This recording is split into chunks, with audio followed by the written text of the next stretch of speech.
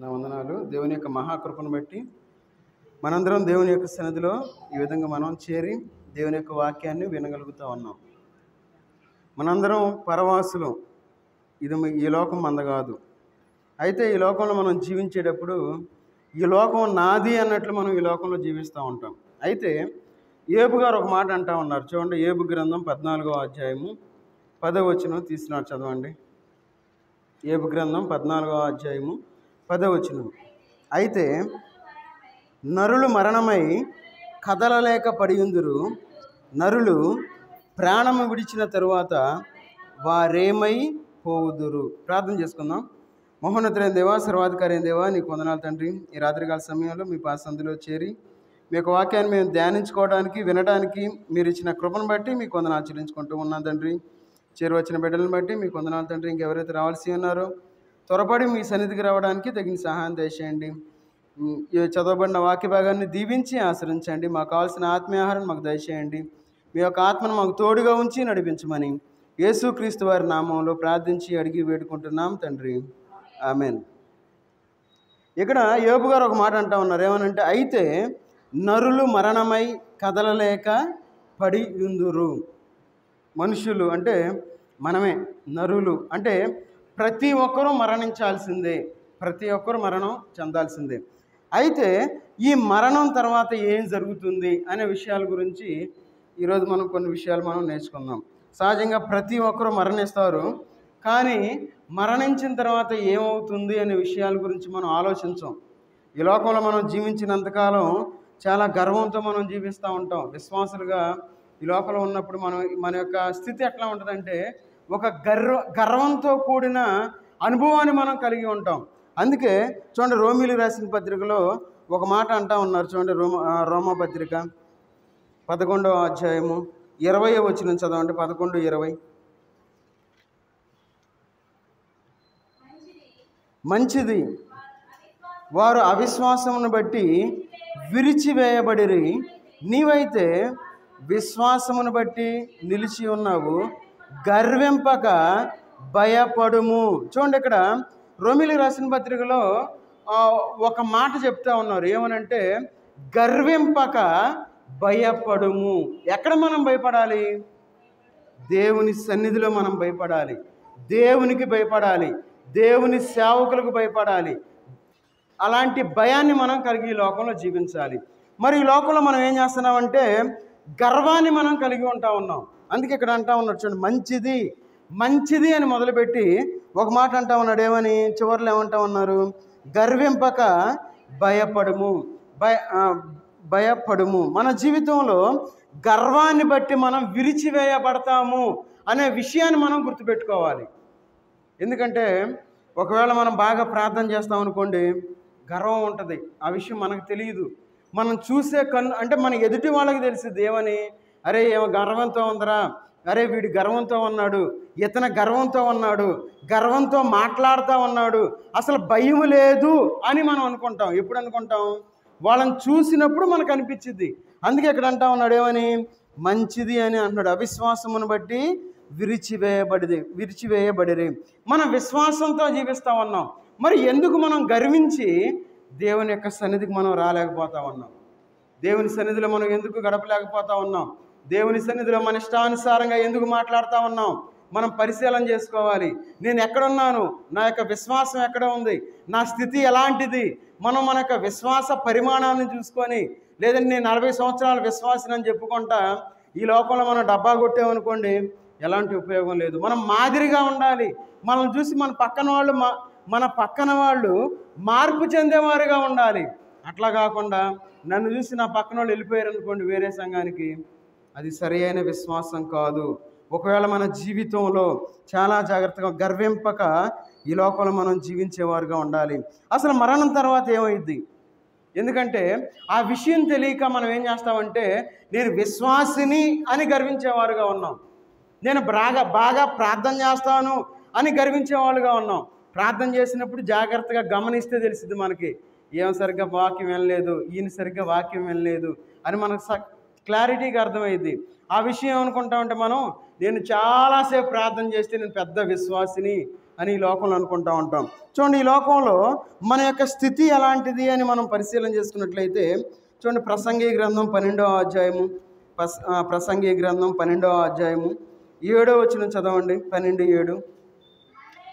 మన్నైనది వెనుకటి వలనే మరలా భూమికి చేరును, ఆత్మ దాన్ని దయచేసిన దేవుని యొద్దకు మరలా పోవును.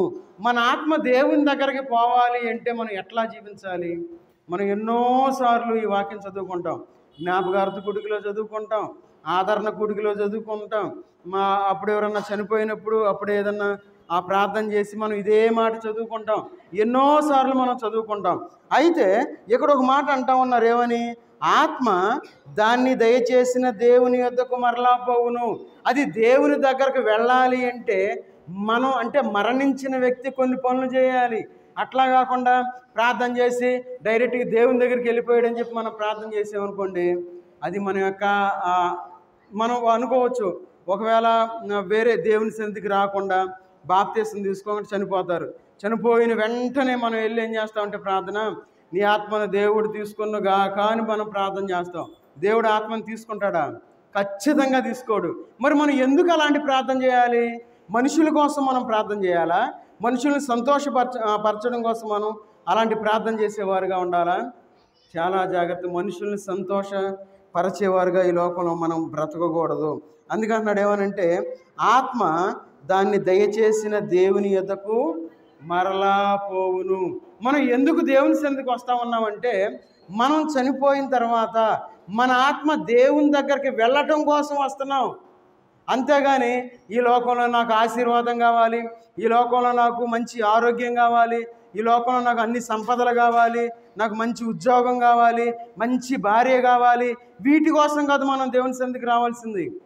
మనం దేవుని సన్నిధికి ఎందుకు రావాలంటే, మన ఆత్మ దేవుని దగ్గరికి వెళ్ళడం కోసం మనం దేవుని సన్నిధికి రావాలి.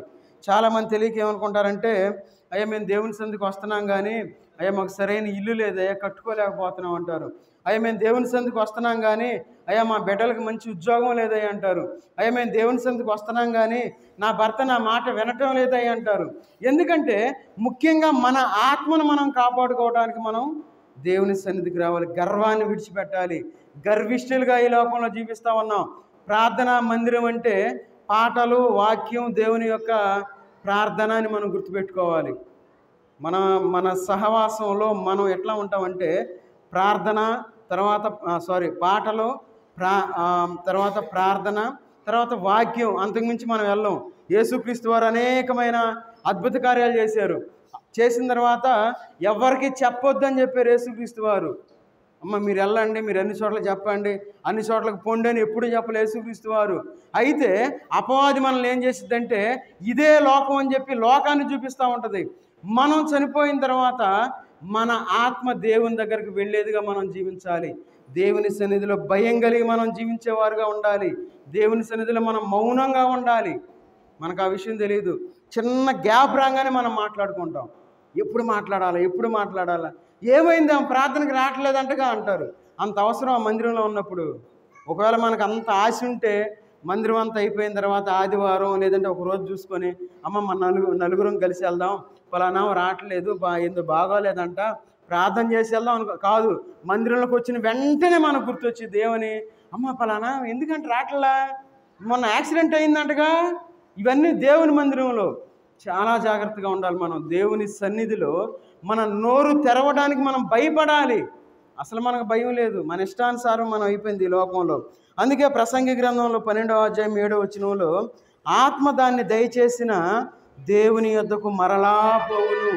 భయం కలిగిన జీవితాన్ని జీవించాలి, భక్తి కలిగిన జీవితాన్ని జీవించాలి. అందుకే పౌలు గారు ఒక మాట రోమిలికి రాసిన పత్రికలో అన్నాడు, ఏమనంటే అవిశ్వాసాన్ని బట్టి విరిచివేయబడ్డారు. ఒకవేళ మన యొక్క విశ్వాసాన్ని బట్టి గర్వంతో ఈ లోకంలో జీవిస్తూ ఉంటే విరిచివేయబడతాము అనే విషయాన్ని మనం గుర్తుపెట్టుకోవాలి. అందుకే అంటున్నాడు తర్వాత ఏమంటామన్నాడు, మీరు ఏమంటున్నాడు తర్వాత ఏమన్నాడు, విశ్వాసము విలిచి ఉన్నాము, గర్వింపక భయపడుము. గర్వం మనం తీసివేసుకోవాలి. ఎందుకంటే మనకు ఆ విషయాలు తెలియదు. తెలిసి మనం చేయం. ఈ లోకంలో మనం తెలిసి తప్పులు చేసేవారుగా ఈ లోకంలో ఉండం. ఒకవేళ మనం తెలిసి తప్పులు చేసామనుకోండి, దేవుడు చూస్తూ ఉంటాడు. చాలా జాగ్రత్తగా ఉండాలి. ఎందుకంటే యేసుక్రీస్తు వారు చనిపోయేటప్పుడు మనందరికీ తెలుసు, 2 దొంగలు. ఆ దొంగల పేర్లు కూడా మీకు చెప్పాను. మరి గుర్తుందో లేదో ఒకసారి చెప్పండి. ఏం పేర్లు? వాళ్ళ పేర్లు తిప్పుతున్నారే, తిప్పకూడదు వెనక్కి. సరే వద్దు, మళ్ళీ టైం సరిపోదు మళ్ళీ. సరే వద్దు. అయితే ఆ దొంగల్లో ఒక దొంగతో చెప్తారు యేసుక్రీస్తు వారు ఏమని, నువ్వు నాతో కూడా పరదైసులో ఉందువు. చూడండి, మన దేవుడు ఎంత ప్రేమ కలిగిన దేవుడు అంటే, ఆయన మన నోరు తెరిచి మనం దేవుడిని అడిగితే ఆయన క్షమించే దేవుడిగా ఉన్నాడు. ఒకసారి ఆ మాట చూద్దాం. చూడండి, లోకాసు వార్త 23వ అధ్యాయము. లోకాసు వార్త 23వ అధ్యాయము 43వ వచనం చదవండి. అందుకైన వానితో, నేడు నీవు నాతో కూడా పరదైసులో ఉందువని నిశ్చయముగా నీతో చెప్పుచున్నాను నేను. చూడండి, దేవుణ్ణి అడిగాడు ఒక మాట. ఆయనను క్షమించు అన్నాడు. అయ్యా నిజంగా నువ్వు దేవుని కుమారుడు అన్నాడు. తప్పు తెలుసుకున్నాడు, మారు మనసు పొందాడు, దేవుని నోటితో అడిగాడు.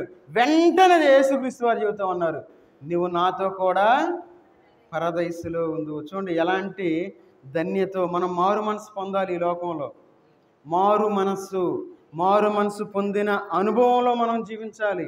ఏదో మారు మనసు అనగానే నేను టీవీలు చూడను, నేను ఫోన్లు చూడను, నేను సినిమాలు చూడను, నేను షికారులకు వెళ్ళను, నేను ఇంకా దేవుని సన్నిధికే వస్తాను అని ఒక తీర్మానం తీసుకొని బాప్తిస్మం తీసుకొని ఇవన్నీ మర్చిపోయామనుకోండి, మారు మనసు ఎట్లా పొందిన వాళ్ళం అవుతాం? అంటే దేవునితో మనం అబద్ధాలు ఆడిన వాళ్ళం అవుతామా? దేవునితో మనం అబద్ధాలు ఆడేవారుగా ఉండకూడదు. కానీ ఇక్కడ యేసుక్రీస్తు వారు నీవు నాతో కూడా పరదైసులో ఉందువు అంటా ఉన్నారు.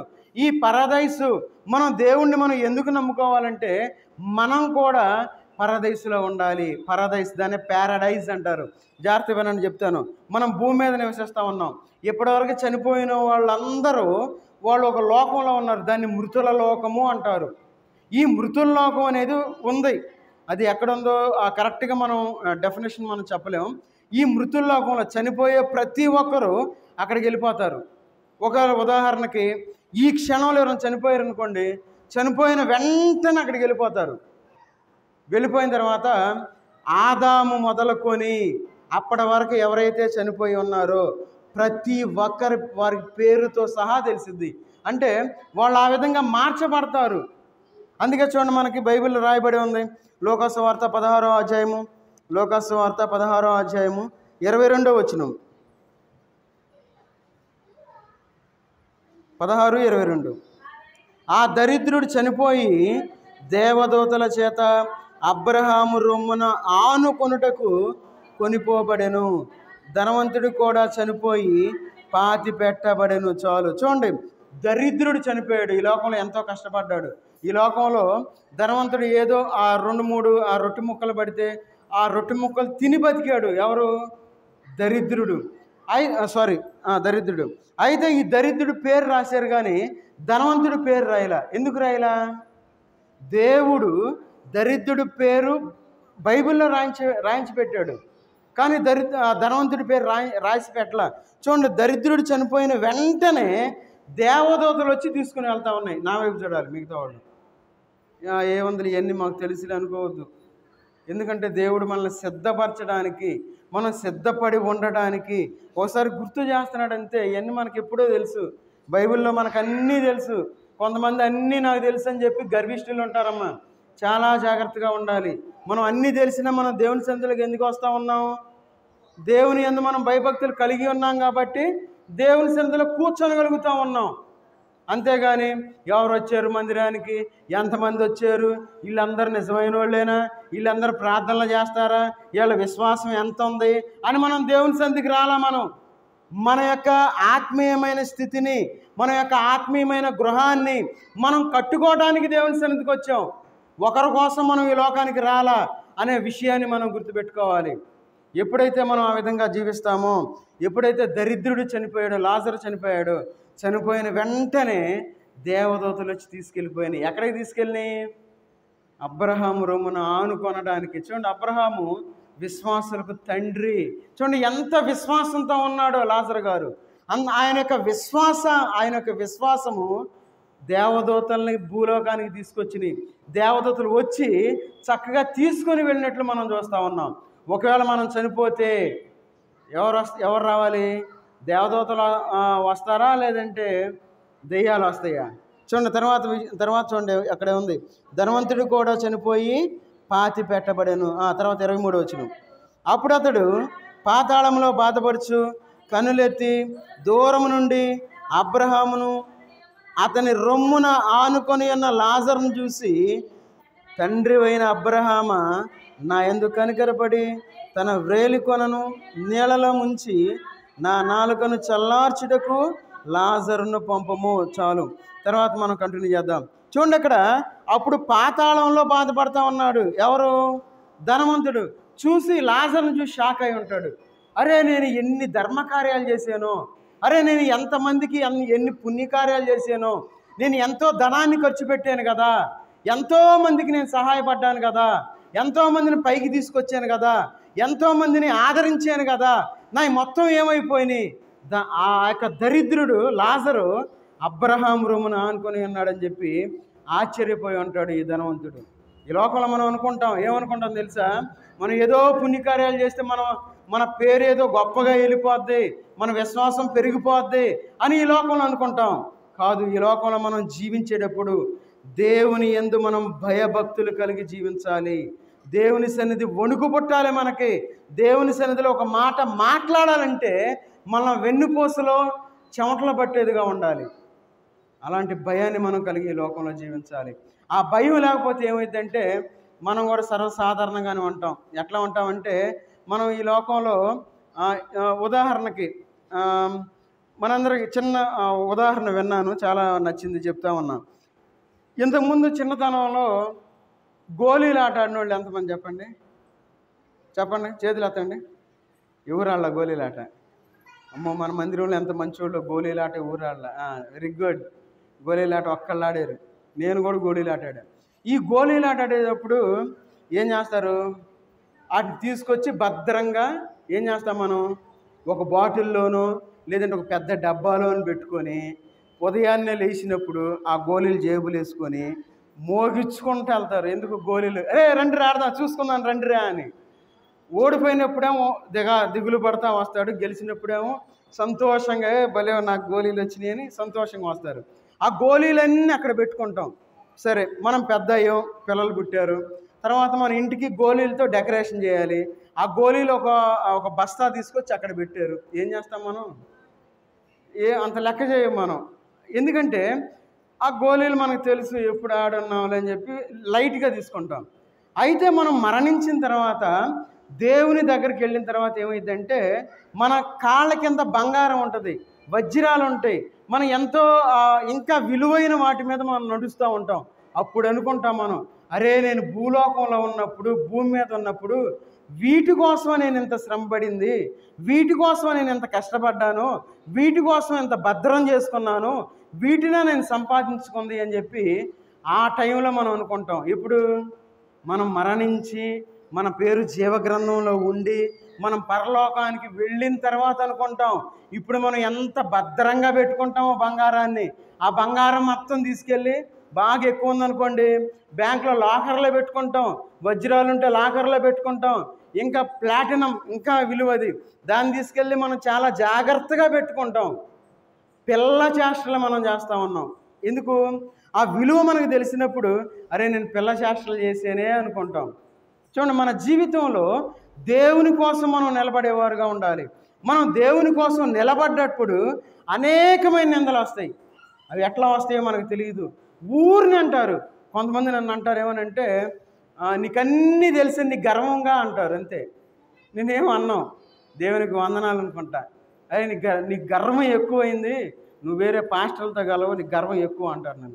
నేను నవ్వుకుంటా, సరేలే అనుకుంటా. చూడండి, మన జీవితంలో దేవుని వైపు మనం చూసేవారుగా ఉండాలి.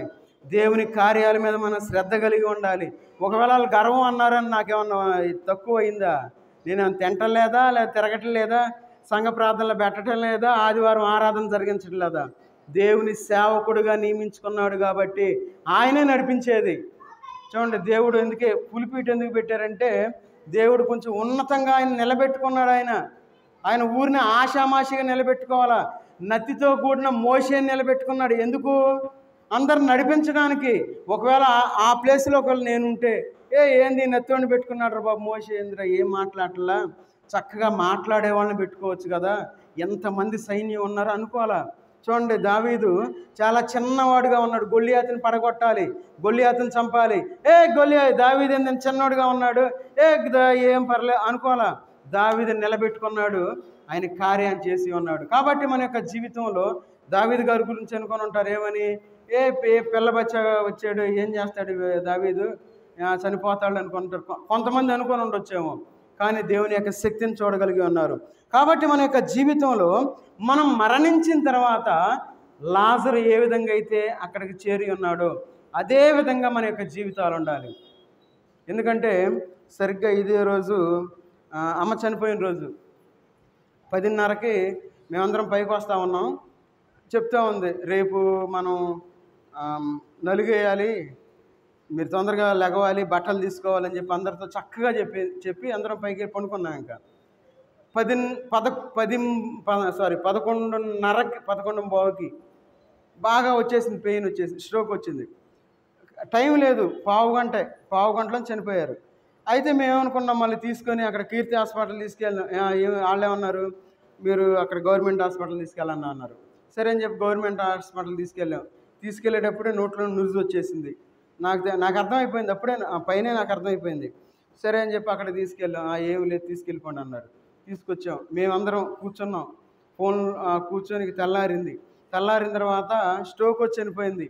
దగ్గర రాటాక అనుకుంటున్నారు, అమ్మో కరోనా కదా అని. దగ్గరికి కూడా రావట్లే చాలామంది, అమ్మో కరోనా అని దూరంగా. ఏది అయినోళ్ళే, బయట వాళ్ళు కాదు, దూరంగా ఉన్నారు. చూడండి, ఎందుకు చెప్తా ఉన్నానంటే మనం అది ఎలాంటి మరణం అంటే అది దేవుడు మెచ్చిన మరణం. మనం అనుకుంటాం ఎందుకు ఎట్లా జరిగింది అనుకుంటాం. ఒకవేళ ఇప్పుడు కూడా మేము మర్చిపోలేం, ఎప్పుడూ మర్చిపోలేం. ఎందుకంటే జెస్కాని ఒక కూతురి కంటే ఎక్కువగా ప్రేమించింది. ఆ మాట నేను ఎప్పటికీ చెప్పగలను.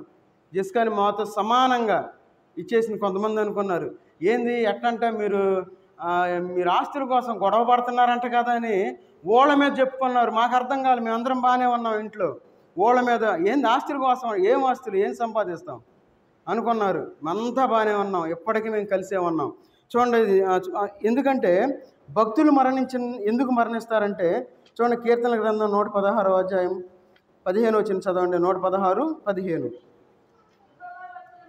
యెహోవా భక్తుల మరణము ఆయన దృష్టికి విలువ కలది.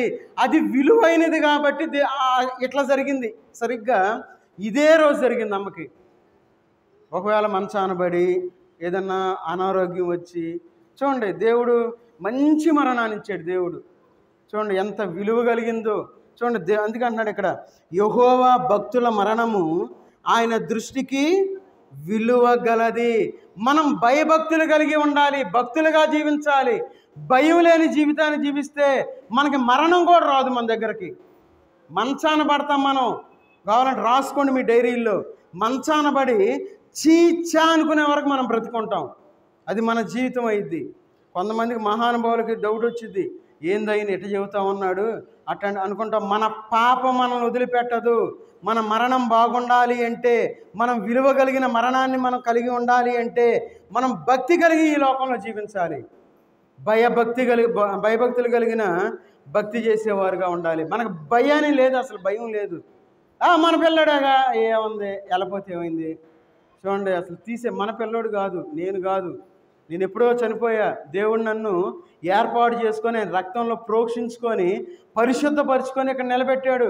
నేను కాదు, అందరూ అనుకుంటారు నేను అసలు నేను కానే కాదు. మన జీవితంలో ఆయన భక్తుల మరణం ఆయన దృష్టికి విలువ కలది. విలువ కలిగిన మరణాన్ని మనం పొందేవారుగా ఉండాలి. మరి మనం మరణిస్తే సచ్చాడు రా బాబా, ఎంతవరకు ఏది ఇచ్చాడు, అందరిని ఏది ఇచ్చాడు, వాళ్ళని ఏది ఇచ్చాడు, ఏళ్ళని ఏది ఇచ్చాడు, కొట్టాడు, తిట్టాడు అనే మరణం మనకొద్దు. భయభక్తులు కలిగిన జీవితాలు మనం జీవించేవారుగా ఉండాలి. అందుకే చూడండి, దేవుడు మనకు ఒక ఆశనిచ్చాడు ఆయన. ఎందుకంటే చూడండి, దానియేలు గ్రంథం 12వ అధ్యాయము దానియేలు గ్రంథం మనకు ఒక నిరీక్షణ ఉంది. ఒకవేళ చనిపోయినా మనం చూస్తాము అనే నిరీక్షణ దేవుడు మనకిచ్చి ఉన్నాడు. దానియేలు గ్రంథం 12వ అధ్యాయము 2వ వచనం. మరియు సమాధులలో నిద్రించు అనేకులు మేలుకొనిదరు, కొందరు నిత్య జీవము అనుభవించుటకును, కొందరు నింద పాలగుటకును, నిత్యముగా హేయులగుటకును మేలుకొందురు. చూడండి, సమాధుల్లో ఉన్న వాళ్ళందరూ మేలుకొంటారు. ఇక్కడ మనకు 2 రకాల వాళ్ళు కనపడతా ఉన్నారు. ఉదాహరణ చెప్తాను చూడండి. ఒక రకం ఏంటంటే, కొందరు నిత్య జీవము అనుభవించుటకు. మనం వాళ్ళని ఏం చేయలేం. వాళ్ళ నిత్య జీవం అంటే వారి పేరు జీవ గ్రంథంలో ఉంటుంది, వాళ్ళు వెళ్ళిపోతారు. అయితే ఇంకొకటి కొందరు నింద పాలగుటకు. ఎందుకు వీళ్ళు నింద పాలవుతారు? ఒకవేళ ఈ లోకంలో జీవించినప్పుడు మన మనసులో ఎవరి మీద కోపాన్ని, క్రోధాన్ని పెట్టుకొని పైకి మంచిగా సిస్టర్ వందనాలు సిస్టర్ అన్నాం అనుకోండి, బ్రదర్ వందనాలు బ్రదర్ అన్నాం అనుకోండి, రేపు అక్కడ మనకి అంత దేవుడు స్క్రీన్ మీద చూపిస్తాడు మనకి. దేవుని సిస్టర్ వందనాలు అనగానే మనసులో అనుకుంటా ఉంటాడు. ఆ మనసులోది బయటపడిద్ది.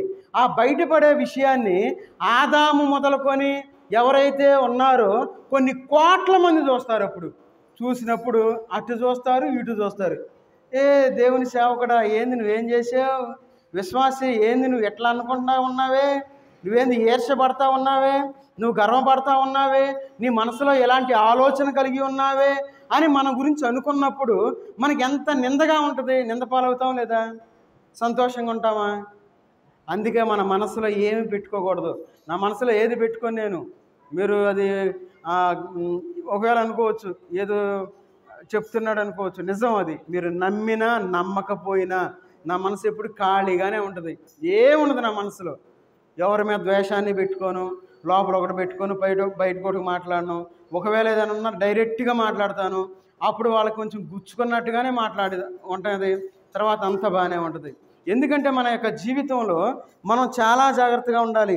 రేపు ఒకవేళ అట్లా ఉండకపోతే రేపు నిందపాలవుతా నేను. దేవుడు అడుగుతాడు, అయ్యా నువ్వు నీ సేవకుడిగా నిలబెట్టానే, నీ మనసులో అది పెట్టుకున్నావు కదా, నీ మనసులో ద్వేషాన్ని పెట్టుకున్నావు కదా, నీ మనసులో గర్వాన్ని పెట్టుకున్నావు కదా, ఎందుకు పెట్టుకున్నావు అని చెప్పి దేవుడు ప్రశ్నించేవాడుగా ఉన్నాడు. మనం చాలా జాగ్రత్తగా ఉండాలి.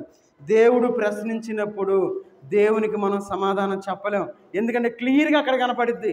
ఒకవేళ లోకస్తులకి మనం ఏం చేస్తామంటే ఒక అబద్ధాన్ని కప్పిపెట్టడానికి 100 అబద్ధాలు ఆడతాం ఈజీగా. నిజం అది. కావాలంటే మీరు ఎప్పుడైనా చూసుకోండి, ఉన్నదన్నట్టు మాట్లాడితే ఆ ఒక్కటి దాంతో అయిపోద్ది.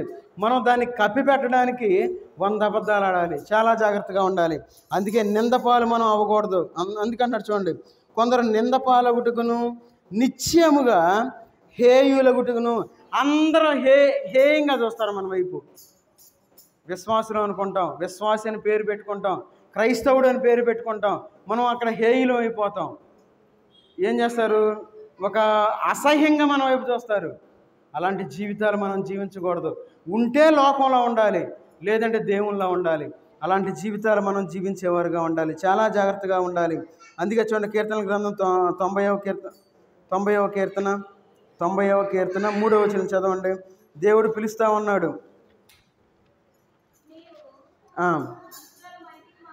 నీవు మనుషులను మంటికి మార్చుచున్నావు, నరులారా తిరిగి రండని నీవు సెలవిస్తున్నావు.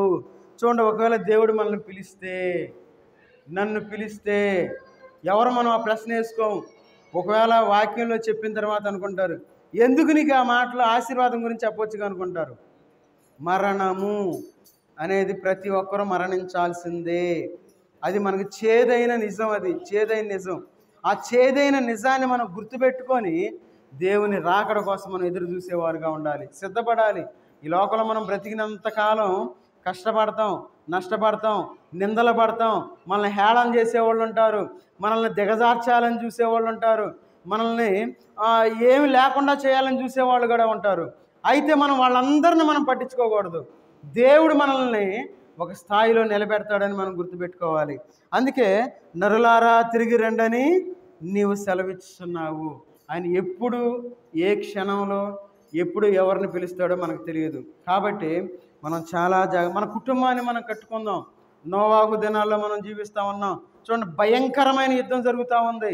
మరి మీరు టీవీ చూస్తున్నారో లేదో నాకైతే తెలియదు. ఆ టీవీలో అసలు భయంకరంగా చెప్తా ఉన్నారు, దాడి చేస్తున్నారు, ఆ దాడి జరిగింది, దాడి జరిగిందని, ఎంతమంది చనిపోయారని. మరి ఆ వార్తలు విన్నా మనకెందుకు భయం కలగట్లా? ఏం పర్లేదులే, దేవుడు నన్ను క్షమిస్తాడులే, ఆయన వచ్చిన తర్వాత ఆయన కాళ్ళు పట్టుకుంటాను, నేను కావాలంటే ఆయన కాళ్ళు పట్టుకొని పరలోకానికి వెళ్ళిపోతాను అనుకుంటున్నారేమో. ఆయన కాళ్ళు పట్టుకొని ఆయన ఊరుకోడు, ఆయన వదిలేసి వెళ్ళిపోతాడు. ఆయన చాలా జాగ్రత్తగా ఉంటాడు. నరులారా తిరిగి రండి అని చెప్పి ఆయన పిలుస్తూ ఉన్నాడు.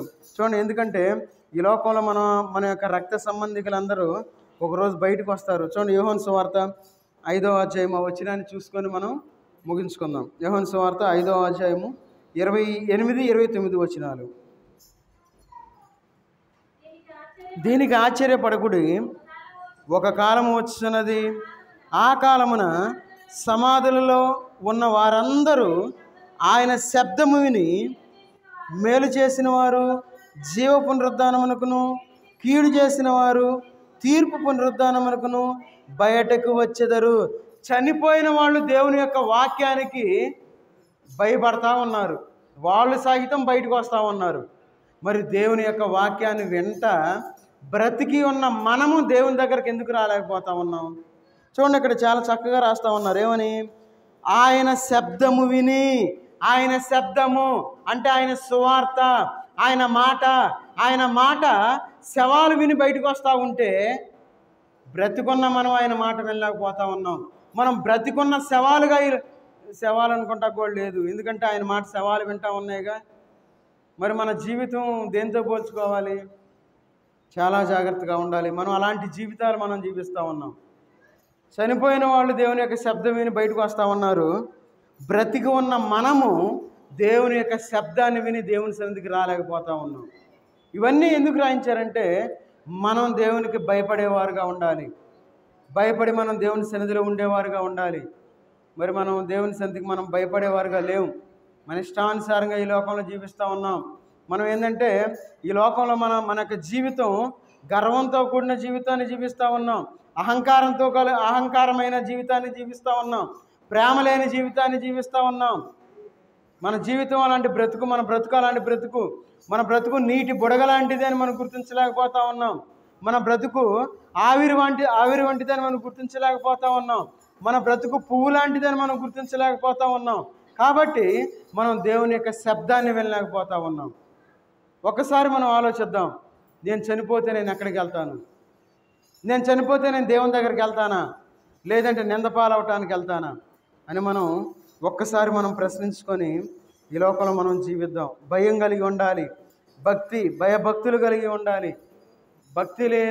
భక్తి మాత్రమే కలిగి ఉండి భయాన్ని లేకపోతే వాళ్ళని గర్విష్ఠులు అంటారు. గుర్తుపెట్టుకోవాలి, దేవుని సన్నిధిలో మనం తల దించుకొని ఉండాలి. మనం దేవుడు నాతో ఏం మాట్లాడతాడు, దేవుని యొక్క వాక్యం కోసం మనం ఎదురు చూసేవారుగా ఉండాలి. ఆ యొక్క వాక్యాన్ని మనం గ్రహించాలి, ఆ వాక్యాన్ని మనం పట్టుకోవాలి, మరలా ఆ వాక్యాన్ని నెమరు వేసుకోవాలి, ఆ వాక్యాన్ని మనం తెలిసిన వాళ్ళందరికీ చెప్పేవారుగా ఉండాలి. అలాంటి జీవితాలు మనం ఎప్పుడైతే జీవిస్తామో మన కుటుంబాలు ఆశీర్వదించబడతాయి. ఎందుకంటే మనందరం మరణించవలసిన వారమే. ఈ లోకంలో మనది ఒక గుడారంలో ఉన్నాం. ఈ గుడారాన్ని విడిచిపెట్టి మనం వెళ్ళిపోవాలి.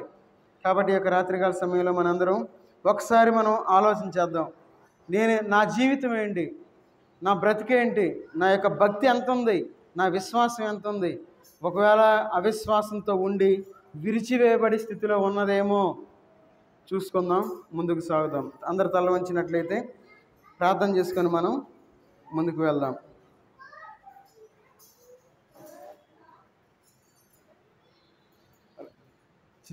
చిచ్చు ఆ పలహారం అక్కడ పెట్టు.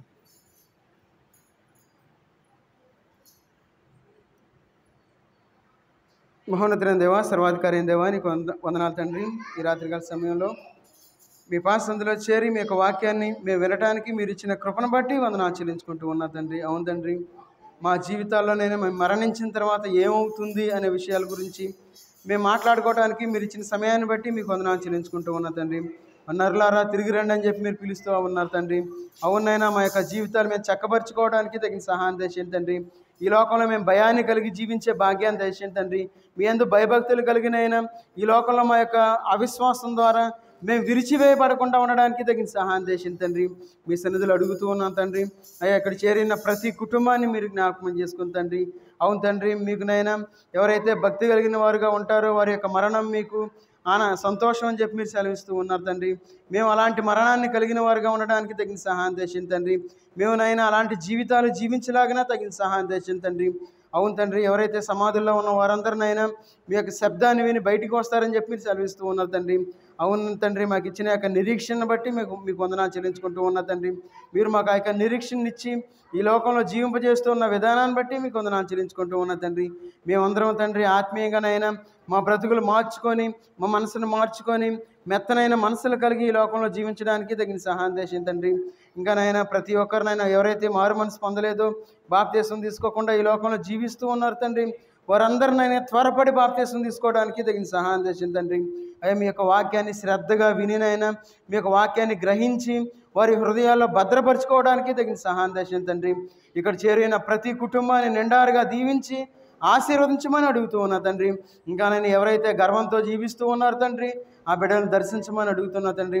వారిని క్షమించమని అడుగుతూ ఉన్నా తండ్రి. వారికి కావాల్సిన ఆశీర్వాదాలతో నింపమని అడుగుతూ ఉన్నా తండ్రి. ఇంకా నేను ఎవరైతే విశ్వాసంలోనైనా వెనకడుగు వేసిన వారుగా ఉన్నారో వాళ్ళు మీరు జ్ఞాపకం చేసుకుని తండ్రి. వరలానైనా వారి విశ్వాసంతో మీ సన్నిధికి రావడానికి తగిన సహాయం చేసింది తండ్రి. మేమందరమునైనా మీ యొక్క రాకడ కొరకు సిద్ధపడడానికి తగిన సహాయం చేసింది తండ్రి. మేమందరమునైనా విడవపడకుండానైనా మీ యొక్క రాకడలో ఎత్తబడేవారుగా ఉండడానికి తగిన సహాయం చేయండి. చిన్న బిడ్డలు మీరు జ్ఞాపకం చేసుకోండి. అదేవిధంగా చదువుకునే బిడ్డలు మీరు జ్ఞాపకం చేసుకోండి. వారికి మంచి జ్ఞానాన్ని కలిగించండి. అదేవిధంగా డిఎస్సి రాసిన బిడ్డలు మీరు జ్ఞాపకం చేసుకోండి. ఆ యొక్క పరీక్షల్లో మంచి విజయాన్ని సాధించడానికి తగిన సహాయం చేయండి తండ్రి. ఇంకానైనా ఎవరైతే ఇంకా కాంపిటేటివ్ ఎగ్జామ్స్ కోసం ప్రిపేర్ అవుతూ ఉన్నారో ప్రతి బిడ్డ కోసం ప్రార్థిస్తూ ఉన్నాను తండ్రి. వారి యొక్క పరీక్షల్లో మంచి మార్కులు రావడానికి తగిన సహాయం చేయండి తండ్రి. ఇంకా అదేవిధంగా వృద్ధాప్యంలో ఉన్న బిడ్డలు మీరు జ్ఞాపకం చేసుకోండి. ఆ యొక్క వృద్ధాప్యంలో వచ్చే ప్రతి బలహీనతలో వారు నిలబడడానికి తగిన సహాయం చేయమని అడుగుతూ ఉన్నా తండ్రి. అనారోగ్యంతో బాధపడుతున్న ప్రతి బిడ్డను మీరు జ్ఞాపకం చేసుకోండి. వారికి సంపూర్ణమైన ఆరోగ్యాన్ని కలిగించండి. అదేవిధంగానైనా ఈ యొక్క యూట్యూబ్ ద్వారా ఎవరైతే చూస్తూ ఉన్నారో ప్రతి ఒక్క కుటుంబాన్ని మీరు దర్శించమని అడుగుతూ ఉన్నా తండ్రి. వారినైనా ఆలోచించినైనా నిజమైన దేవుణ్ణి గ్రహించి మీ వైపు తిరగడానికి తగిన సహాయం చేసింది తండ్రి. ముఖ్యంగానైనా ఇక్కడ చేరిన ప్రతి కుటుంబాన్ని నిండారుగా దీవించి ఆశీర్వదించండి తండ్రి. అదేవిధంగా సిద్ధపరిచిన పలహారాన్ని మీరు దీవించండి తండ్రి.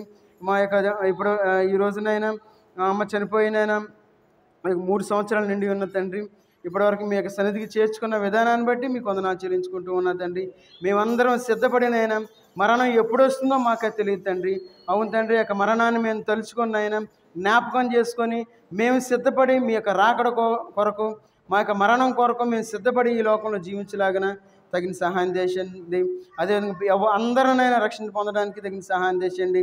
అయ్యా కుటుంబాలుగా మీ సన్నిధిలోకి రావడానికి తగిన సహాయం చేయండి తండ్రి. అవునైనా ఎన్నో కుటుంబాలు చెదిరిపోతూ ఉన్నాయి తండ్రి. ఎన్నో కుటుంబాలు అపవాది క్రియలు చేస్తూ ఉన్నాయి తండ్రి. ఎన్నో కుటుంబాలు సంతోషం సమాధానం లేని స్థితిలో జీవిస్తూ ఉన్నారు తండ్రి. ఆ కుటుంబాలు దర్శించమని అడుగుతూ ఉన్నా తండ్రి. అయా ప్రతి కుటుంబాన్ని అయినా ముట్టి స్వస్థపరచండి తండ్రి. మీ యొక్క సంతోషాన్ని అనుగ్రహించమని అడుగుతూ ఉన్నా తండ్రి. ఇంకా అదేవిధంగా ఆయన ఇక్కడ చేరిన ప్రతి కుటుంబాన్ని మీరు జ్ఞాపకం చేసుకొని వారికి కావాల్సిన ప్రతి అవసరాన్ని తీర్చి ప్రతి ఒక్క చింతను తీసివేయమని ఇప్పటివరకు మీరు మాకు తోడుగా ఉండి నడిపించిన విధానాన్ని బట్టి మీకు వందనాలు చెల్లించుకుంటూ యేసుక్రీస్తు వారి నామంలో ప్రార్థించి అడిగి వేడుకుంటున్నాం తండ్రి. ఆమెన్.